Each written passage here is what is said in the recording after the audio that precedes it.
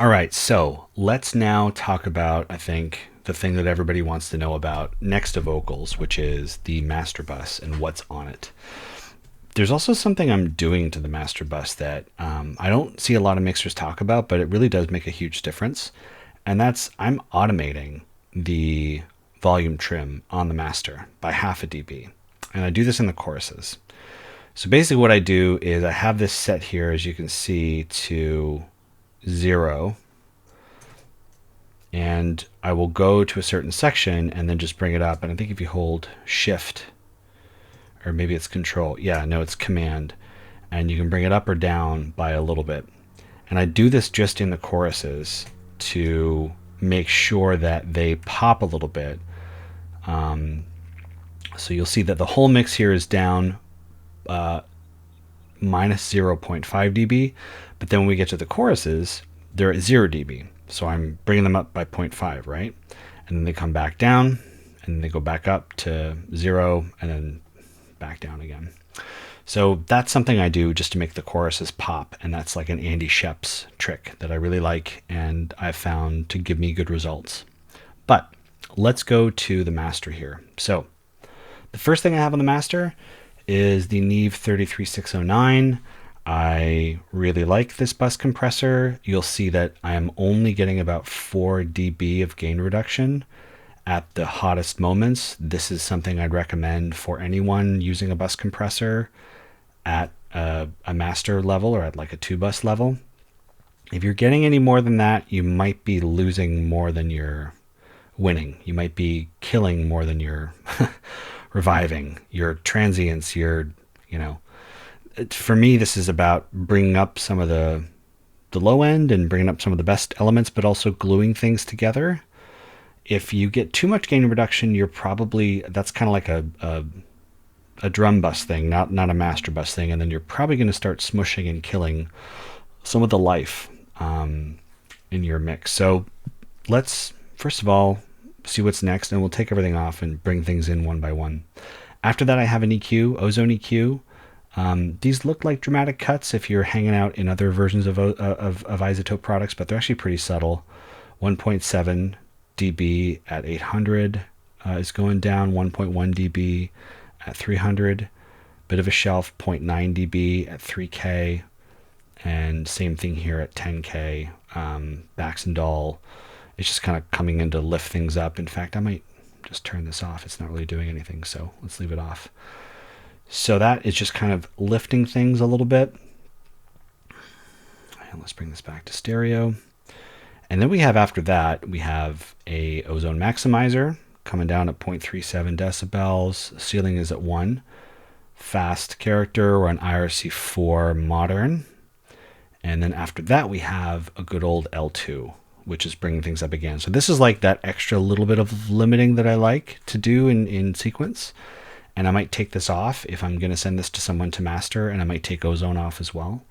And at the very end, we have this thing called tonal balance control, which is just a way for me to see how things are stacking up against a target, in this case, the modern target. These targets are built by analyzing a bunch of different masters, putting them into groups, and then you can play your track, and you'll see these lines show you how yours stacks up against a target. In this case, low, low mid, high, and high mid. These are the kind of typical ranges of energy in teal for a modern track, and we can see how ours stacks up and make some changes if we think it's not stacking up, or just leave it alone or whatever. But it's a good little gut check, I find.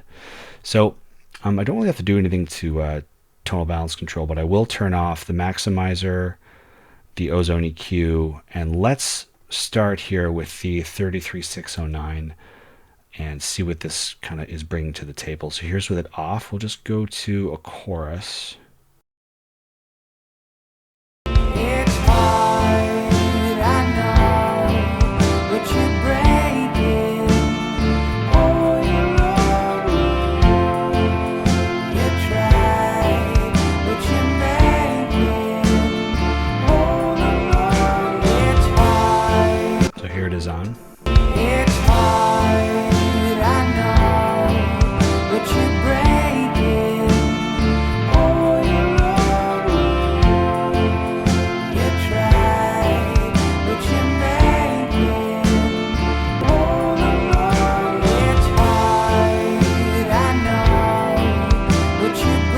So I'm just getting some more low end from my drums. Things sound a bit kind of tighter and more glued together. Let's bring in Ozone's EQ. So here's before. It's hard, I know, but you're breaking all your own. You tried, but you're making all alone. It's hard, I know, but you're breaking all your own. So we're just getting a little bit of sparkle from our cymbals and our drums and our vocals coming out a bit more. And the next thing I have here is our maximizer. This is going to bring up the level, I think, nicely. Let's bypass that. It's hard, I know, but you're breaking all your own. You tried, but you're making all alone. It's hard. And then the very last thing I have here is the L2, just to give a bit more squeeze. It's hard, I know, but you're breaking all your own. You tried, but you're making all alone. It's hard. And let's bring tonal balance control, and you can see where we are. A couple other things. The Crest Factor, this is kind of a diagnostic of the dynamic health of the low end from 0 to about 250 hertz. If you're weighted too far on the left side, your low end might be a bit too dynamic, too far on the right, too squashed. In the middle is like Goldilocks. It's, kind of just right. So I'm looking at that. I'm looking at these white lines to see how things kind of stack up. And I've got these two different views as well, depending on how I like to perceive the info. I kind of like the broad view more than the fine, but let's play it again. It's hard, I know, but you're breaking all your own. You tried, but you're making all alone. It's hard, I know, but you're breaking all your own. So according to tonal balance control, I could be a little bit more aggressive in the high end to get a bit more energy out. I just found that when I did that, I didn't really like how bright it sounded. And his vocals really what's bringing the brightness. And sometimes he's not singing, so that can throw it off a little bit. So you'll see that in this EQ, I did add a pretty gentle shelf here at 0.9 dB. At 3K, kind of rounding off closer to 20,000 hertz. And that just gave me what I needed. I didn't want to push it too hard. It's hard, I know, but you're breaking all your own. You tried, but you're making all alone. So, we'll see what the client has to say, if they want it brighter or if they don't think it's bright enough. I would just rather deliver something that is a little on the under harsh side, if that's even a word. It's not, than over harsh. So that it sounds great when it's put on a system, where the brightness is enhanced or whatnot. But for now, I'm pretty happy with this. I wanted to talk about one other section of this mix where I made a choice, a kind of editorial choice. And again, we'll see what Kevin thinks about this. But there was one moment where I felt like things could really be enhanced if we took a couple instruments out. And the moment happens right here. You'll see we have some things that are muted. I think it's Control M to bring it back. Yeah. So I've got this muted. This is a guitar. I've got a bass muted here. Do I have anything else muted? I think everything else is pretty much backed off. So listen to this moment and maybe you'll see why I did what I did. Actually, we'll back it up a little bit more. Let's go back.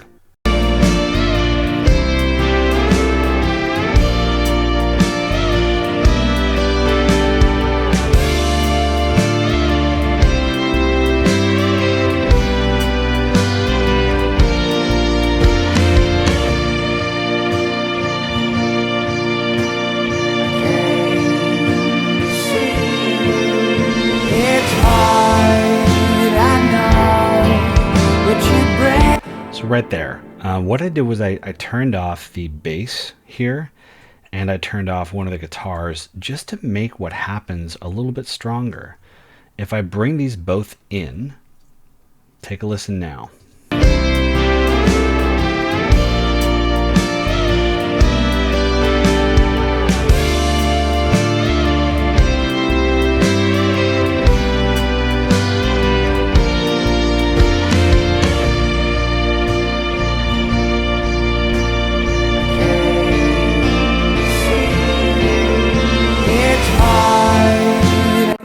Still sounds cool, but I thought as a mix engineer, you look for moments to add contrast and to enhance what's there. And sometimes you do that 0.5 dB thing where I brought things up in the chorus and down in the chorus.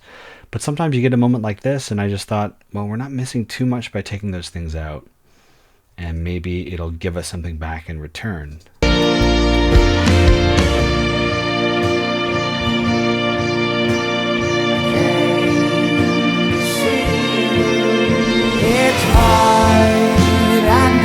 There's something I really like too about just hearing that strumming.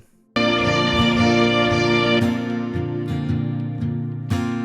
really love the sound of just someone strumming an acoustic guitar in the first place. So to bring us back to that demo level, or like kind of in your bedroom thinking about what the song's going to be with just that strumming guitar, I thought was just really kind of romantic and sentimental. So to bring it back to that place was kind of cool. Let me know what you think, though, if it sounds better with everything in. I don't know. But what I want to show you next is how to get rid of that click. If you listen to the very end here, we have a really obnoxious click. And I went through and I couldn't find where that click was occurring anywhere on the track. And sometimes that's just the way it is. So you have to bounce and then get rid of it. Have a listen here at the very, very end.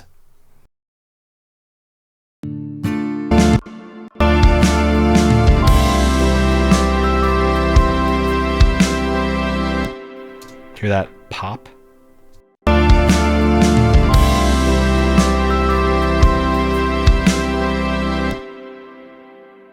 Couldn't get rid of that. So what I did was I exported the song from Pro Tools. And what I'm going to do now is go in and not go to Reddit or Facebook or here, but I'll go into RX and I'll show you how to remove a click like that. I'm just going to change my I/O settings so that we have built-in output. And I'll go and find the song.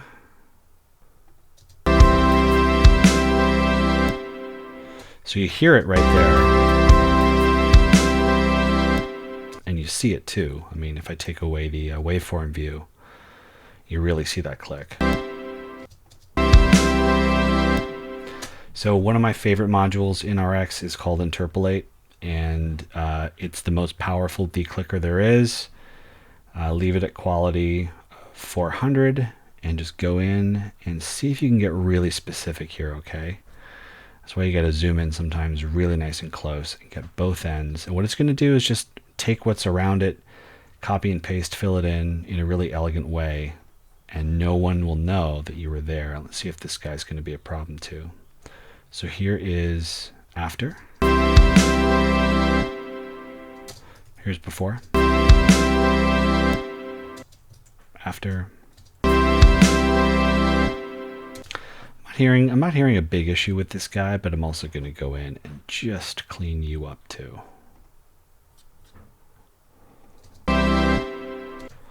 Beautiful. So once again, before and after. Cool. So that completes this series on mixing, repairing, fixing, master bus automation, yada, yada, yada. The next thing I'm going to do is I will bring this mix into a service that I discovered where people will listen to it and maybe help you make it better before I give it over to Kevin. And then we'll get Kevin's kind of take and see if there's anything else that we need to do. I hope he likes it, but you never know. So thanks so much for watching the series, and I will see you when it comes time to make the mix even better. So take care.